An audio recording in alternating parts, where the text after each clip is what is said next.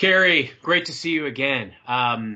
When we first started talking about sales, what I was most captivated about was what you call elevating your sales pitch. And I know that all of us are always looking for ways to continue to level up when it comes to how we deliver our pitch and our presentation. What does elevate your sales pitch mean to you, and how can we as sellers continue to do that? Okay, well, thanks for having me. It's always fun talking with you. And we always say we could talk forever about Absolutely. sales and everything else. It could go forever, and so I appreciate the opportunity.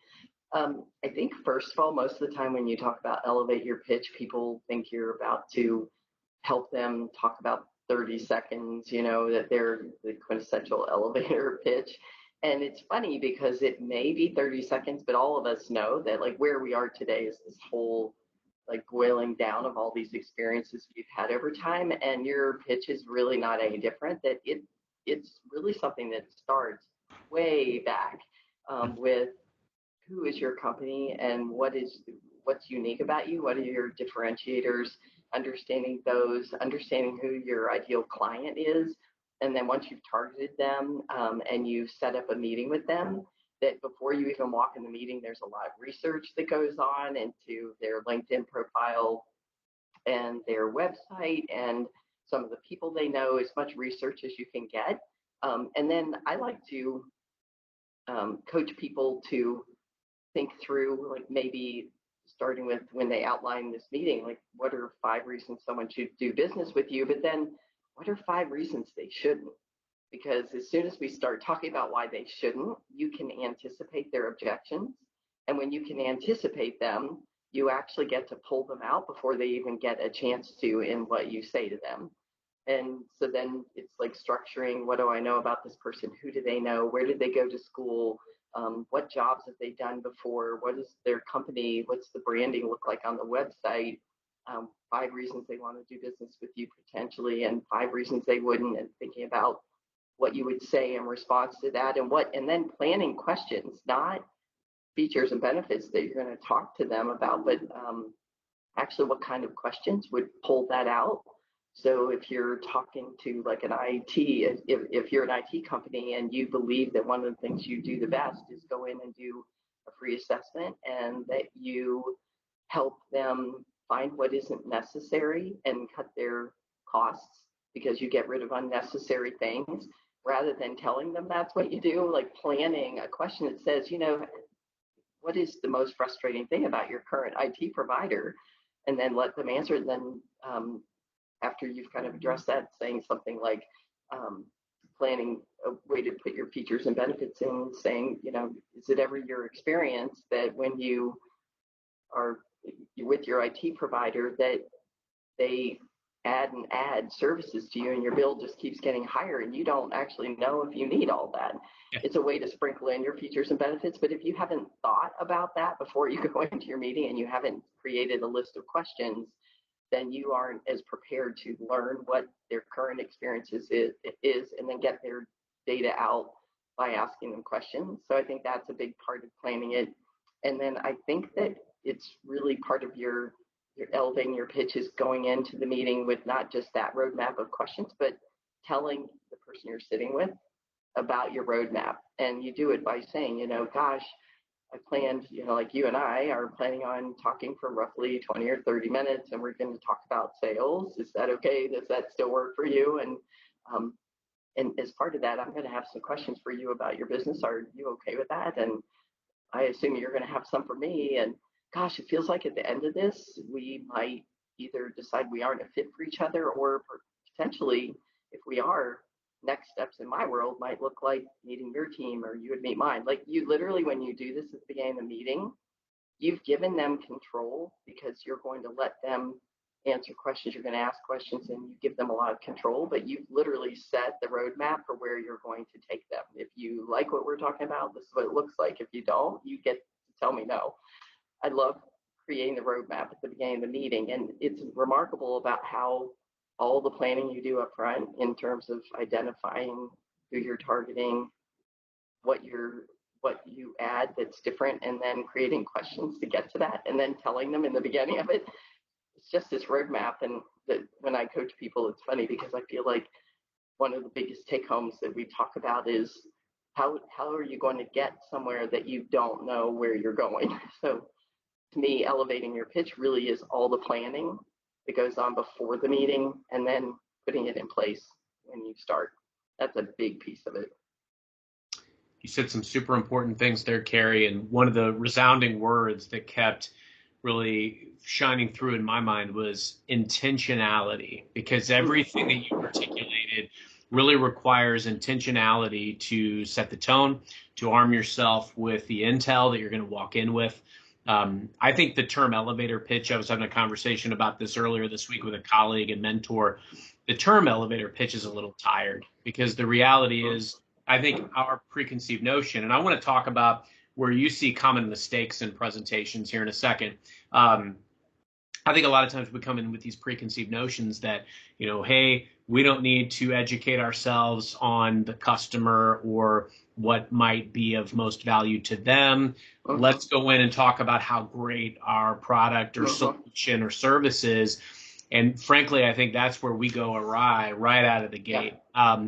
We have to have intentionality about what are the outcomes that we're driving, right? And I want to talk about that too, because I think outcomes and being intentional about the outcomes that we're trying to drive, but also what you said about getting a firm understanding early on of what working together looks like and what that expectation is super powerful. And I think for a lot of people, that's probably an uncomfortable muscle. It's not something that people typically do because, there's a risk to that. You could come right out of the gate and give the customer control to, leave the meeting.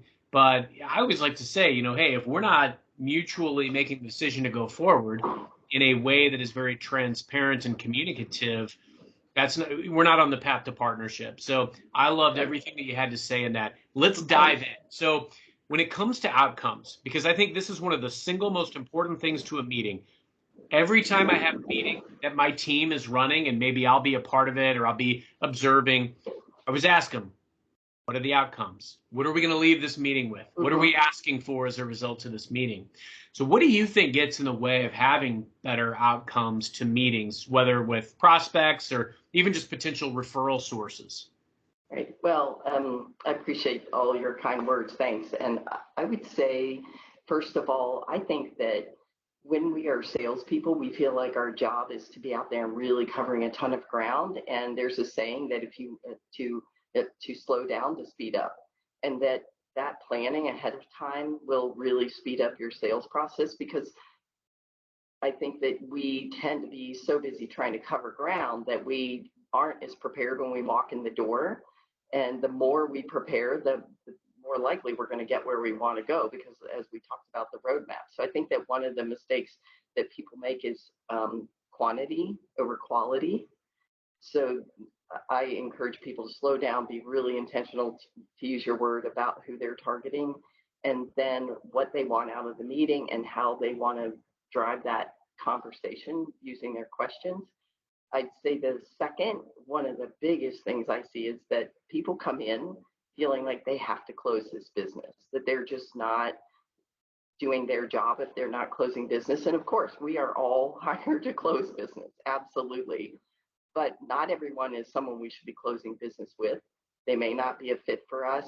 They might not think we're a fit for them. To your point, I think sometimes the quicker we get to know, the quicker we get on to the person who's ready to tell us yes. So no is never a bad thing. So actually at the beginning of the meeting, when you say, hey, one of the two things usually happens in this, sometimes people find that we're not really going to be a fit for them. Are you okay if telling me that? Are you going to be comfortable telling me that? Because that would be really helpful for me. Because the last thing we want is to waste our time with someone who says, wow, this sounds really great, I'd love to stay in touch. And you end up in like the email graveyard or the texting graveyard, right? No, it's not a bad thing. And I also think that we as salespeople really get our egos wrapped around getting yeses. And the truth is, as you and I have talked about, when you're really good at what you do, you're going to be good at what you do. And today's sale is not going to make or break you. And I really think I was talking to one of the clients that I coached the other day because she was saying that she felt like people felt like she was a little bit hostile or a little bit aggressive. And I said, well, when we dug into her feelings going in there, she was trying so hard to get the close that her energetics were showing up. Her energy is showing up in the room like a dog with its shackles up. It hasn't barked, it hasn't moved, but you're like, ooh, that looks dangerous. And I think that she's coming into meetings with an energy that's saying, I need to close this business. And we are very biological creatures. We are programmed to sense that, whether we're aware of it or not. And I think clearing all that energy before you come in a meeting and saying, hey, I'm good at what I do. And whether this is the deal that makes her, that makes me, it's not the point. Today, I'm just going to be curious. I love the word curious. Today, I'm just going to be curious about what this meeting might hold. And the beauty of getting curious about a meeting is that when you don't necessarily have a complete picture of where it's going to go and you're driving, and I know we talked about a roadmap, but when you're not too invested in it, a lot of meetings can go in some other direction you never expected, and it ends up being as big or bigger if you let go of what it exactly means. So I think that getting rid of the need to close everything actually closes you a lot more business. Yeah, so well said. I really find that the less I focus on a tangible result or a KPI or anything of that nature, and frankly, the more open-minded I am to where the meeting may go, the better off I am. I mean, really, we have to take a step back and realize my goal isn't to go out and close business. It is to earn the right to be a trusted advisor. It is to form a mutually beneficial relationship and partnership. And that doesn't always look like closing business. I was on a call earlier today and I was talking about a scenario by which I've recommended competitors in certain situations because I realized it wasn't my solution. It wasn't the right fit based on everything that I was learning. And you know what? My credibility is shot if I continue to just jam my product down their throat. No, hey, you know what? I have a buddy of mine, a close friend that works at this competitor. I'll put you in touch with them. I think that's the way to go based on everything that you're telling me. Guess what? Now that person is going to feel a lot more confident and comfortable coming back to me in the future. And that's ultimately what I want. And, Carrie, you said some other things around that, that relationship building piece and that, what we exude that I think is all the more important too. I think about great deals that I've had in my career. And obviously hindsight's 2020. We can always connect the dots backwards and not forwards. But the common themes that I see that I hope that resonate with the audience today is that every time that these relationships are formed, I was showing up just seeking to add value, whether it was value to their existing investment or it was resources that might be available to them or perspective, point of view, stories of how we had helped people in similar situations, and an offer to help in that regard. And I think the less we focus on one specific niche or product, and the more we just look to show up with, trying to really uncover what matters to that person, to that executive, that's what's going to help us a great deal. So I like what you're saying about, being intentional about outcome and knowing what our outcome could and should be. One of the other things that really has struck me in our work together is, the amount of time that you spend with women specifically working on elevating sales pitch and presentation skills. And this is near and dear to me because my wife and I have 3 daughters, and I'm hoping that someday one or more of them will get into sales because it's been so rewarding and enriching for me. But what advice do you typically give to women who maybe struggle with how they show up in meetings, self-confidence when it comes to presenting and pitching? Sure. And I don't want to offend anyone who feels like this is too sexist, but I have a small group coaching group that I do on Fridays, and there are 4 women in it. And it's funny how often this shows up over and over, and just sort of starting to point this out. I think that this can happen with anyone, but it seems to happen more often with women, where women have been traditionally cultured to be friendly and build relationships, so they can be great marketing and sales people because of that, but they often feel like they may not have a right to ask for business. because it's not nice. It may make someone feel awkward.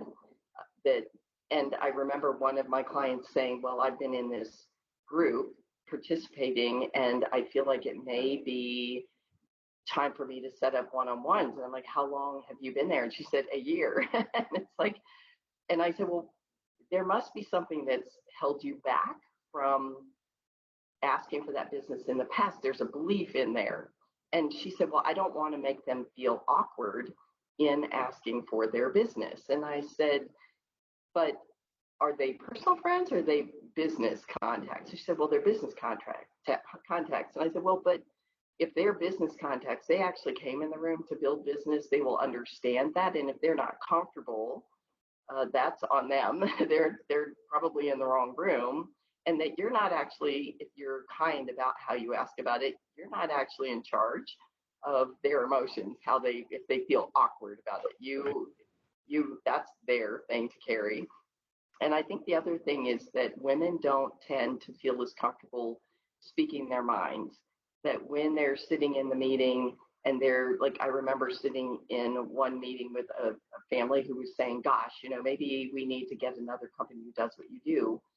And I said, gosh, I'm really sorry to hear that, but how can I help you do that? And because I'm thinking, all right, we've been doing everything we can. I'm like, we've done everything I know how to make you happy. I'm sorry to hear that. How can I help you? And she actually took a total left turn and went somewhere else. That wasn't actually what she wanted, but I don't know that most women would be comfortable saying that, because you're kind of calling out what you're thinking. It's like, gosh, this has been really difficult. Maybe it would be better if we separate. It's okay to say that as kindly as you can, but to acknowledge it. And I think probably, again, you can get in trouble for being, for stereotyping, but I think men are usually more comfortable with saying, okay, well, maybe it's not working, maybe you should go. But I don't think women are as comfortable saying that. So a lot of the work I do with female salespeople is going back, and when they're stuck, looking at where their belief system is behind that says, I don't get to ask for business. I can't be too aggressive. I can't say what I'm thinking. Obviously, there are generations of women who are being taught differently now. So it may not be the same problem that it in the future that it is now. But I find that a ton when I'm working with people. It makes a lot of sense. And I mean, to your point, Carrie, I mean, these are commonalities that I think can happen with all sellers. So I at the same time, though, I'm interested in and intrigued by, that, hey, this is something that you're seeing more prominent with some of the women that you're working with. And I think it would be interesting to look as well at, the target audience of a lot of our sales pitches and presentations over time. I think that mix has changed a lot from, say, when I started in sales 20 years ago, and males were probably who I was selling to most. That's not necessarily always the case now. There's a lot of different buyers, and the makeup of that is very diverse and different, which I think is a positive thing. I think it bodes well for the cultures that we're selling into. I've worked with a lot of great sellers over the years, and frankly, a lot of the best have been female. And I think where it comes into play is, that confidence and that command and mastery that they've been able to develop, confidence in what you bring to the table, the unique value that you bring as a seller, male or female, and then frankly, just your understanding of the resources that you can bring to bear. Those are the marks of great sellers. And I think you've hit on some important ways that we as sales leaders can continue to coach, but also we as sellers can continue to look for, where we want to sharpen our axe. I think that's super important. You've talked about the prep, right? Preparing for a sales meeting, preparing for a sales pitch, and the importance of that. And I think it would behoove us to spend a little bit of time understanding that process, because frankly, to your point earlier, that's not something that we do an effective enough job of, is going in with intention, with clear intention, and making our intention known, pre-publishing an agenda for our customer, all the way to, making a preamble in the meeting, being very clear about what your outcomes are that you want to drive together during the meeting. How do you prepare for a sales meeting or pitch? And what do you think, are some common things that maybe we're not doing enough of when we prepare as sellers? I think that we, as I mentioned, I think that we focus on what we're going to say in the form of features and benefits. And we don't think about what I think that a lot of times we come in making a lot of assumptions in the meeting about what they know about us, what they know about the product that you sell or your industry, and or what their needs are. We come in thinking, oh, you are this kind of business and I have this kind of product, so I'm probably a great fit for you. And you launch into assuming that, and all of everything you're saying is driving that point. Yeah. And I think that even if you've watched, like, let's pretend it's you're sitting in front of a hospital and you watch people bleeding on the cart and you know you can fix that. Even if you've watched it, you can't assume that the person you're sitting in front of knows that they have that problem or has really been in touch with it. So I think backing up in terms of planning those questions. So like I have a sheet that's a pre-visit document. I do all my research, I put it in there, and then I construct on the backside what questions are going to help me illuminate those things, what questions would help me uncover if they do have the pain I think they have. So I will go back and say, tell me about your usual client. What are their concerns? What are their needs? Do you ever find that? And I build my questions around asking about their situation so that I'm not telling them I can help them. I'm asking them if their people need help and in what ways and what does it look like. I also really like if I've talked to someone who actually has acknowledged, yeah, my people have this problem. I like to say, how do they solve it? Do you have a role in helping them solve that? I'm assuming, and I like to say, I'm assuming rather than asking, I like to say, I'm assuming you already have a partner who helps you with that. Because if they have a partner, you might as well flush that out and know what your competition looks like going into it. So I like to say, I assume you have a partner in that, and just give a space for them to answer that. Most of the time, they're either going to say, yes, I do, or no, I don't. And if they say, yes, I do, the great opportunity is to say, tell me about your partner. I don't need to know who it is, but what do you like about them? What is it that you really appreciate that they do? Because what they're telling you is what's important to them about the person who does that and the things that they get right. And then the other question around that, if you talk to someone who has a partner, is, if you could wave a magic wand and there was something that could make that experience better, or that they did something differently that they're not currently doing, what would that look like? That literally is giving you the opportunity to get your foot in the door. And I've gotten my foot in the door in businesses with these tiny little spaces that I found one little place, and it allowed me to show them what it looked like to work with me, and I could expand it from there. If they say they don't have a partner, then it's a great opportunity to say, well, if you were going to have a partner, what would a partnership look like? What would you want out of someone who provides what I do? Again, do not tell them what they need and want. Let them tell you. Because I feel like sometimes when we do features and benefits, maybe what you have 20 things to offer, and they only need 3 of them right now. And if you go through your list, all they heard was 17 no's in their mind and 3 yeses. Whereas if you say, what is it you're looking for in a partner? And they list 3 things, and you can say, yes, actually, we do that every single day. That is 3 yeses. Yeah. And then you can, if you know that usually someone who uses those 3 might benefit from 4 and 5, you can say, gosh, some of the people that I work with, they also find this and this helpful. And you can actually, it's a way to sprinkle in features and benefits without beating them up with your data.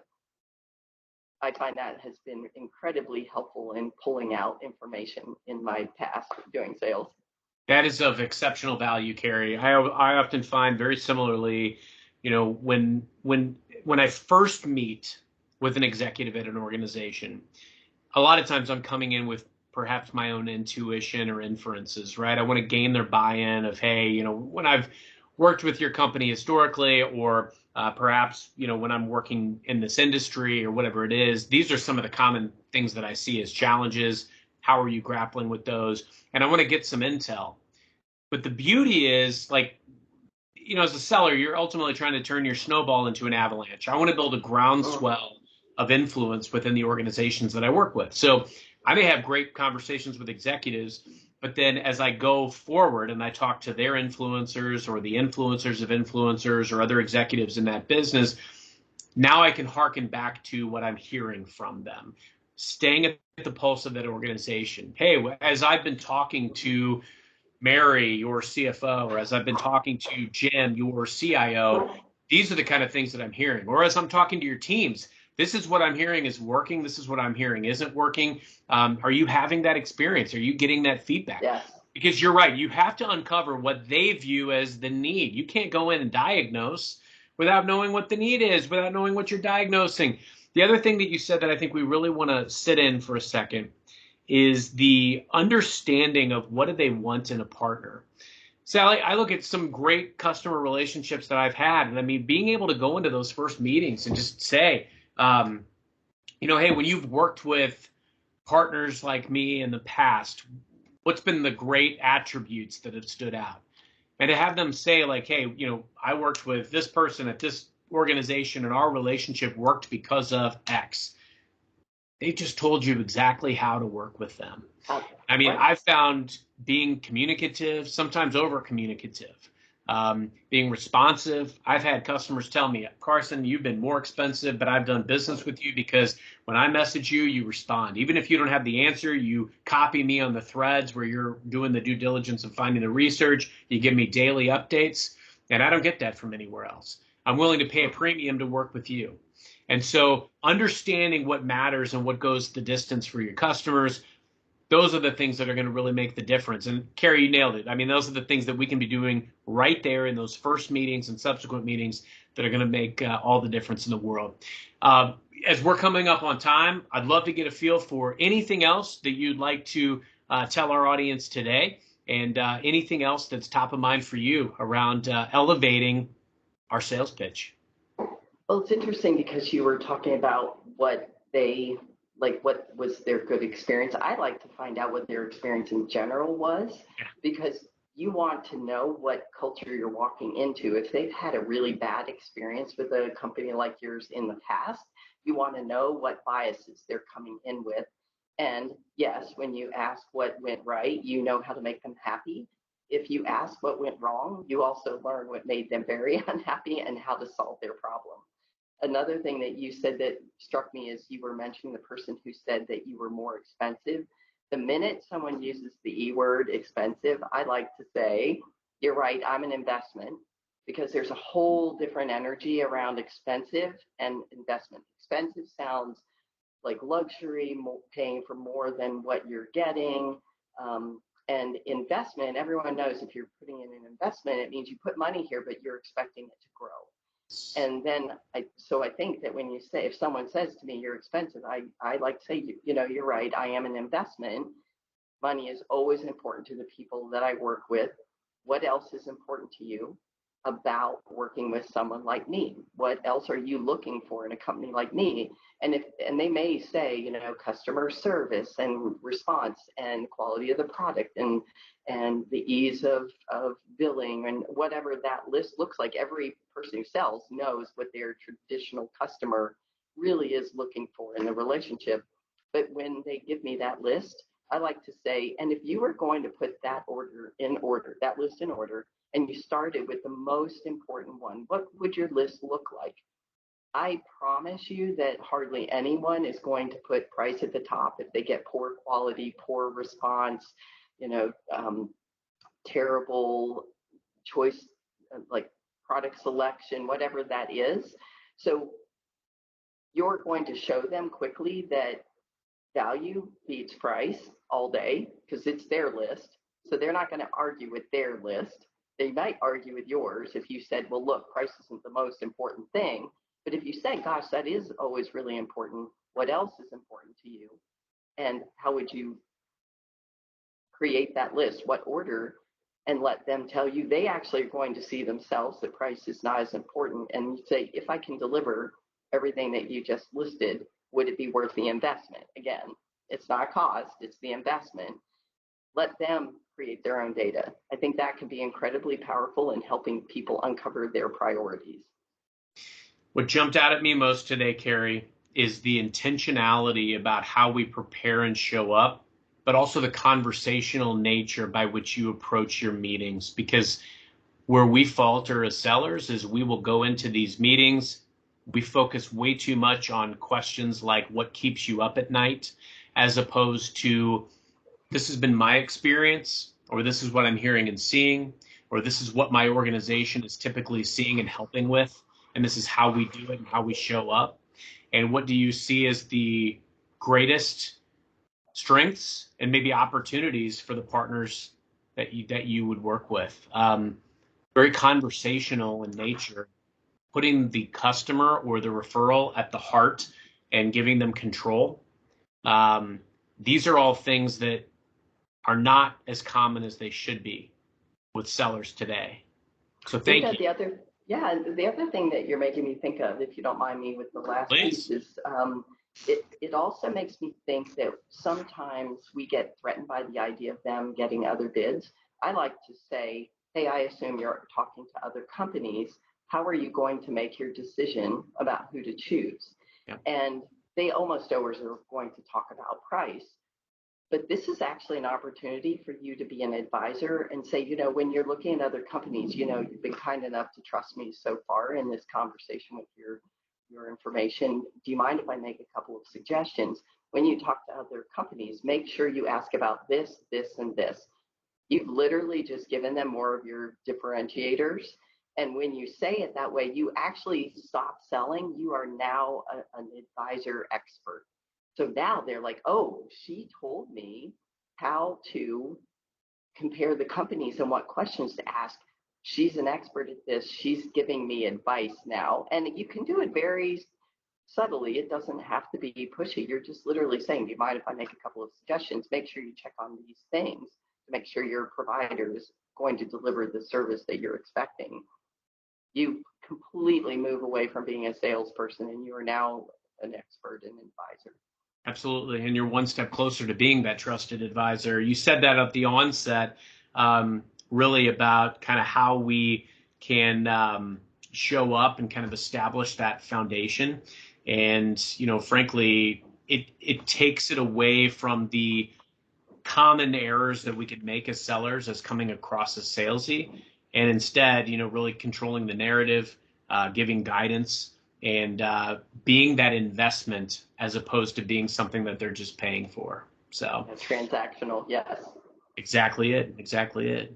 Carrie, thank you so much. This was great. I always appreciate our conversations, and I learn something every time. So thank you for keeping the streak alive. Thank you. And until next time, really appreciate the time, and I know our audience will take a lot away from today's chat. So thank you so much. Happy selling. Thanks so much. Take care. Appreciate it.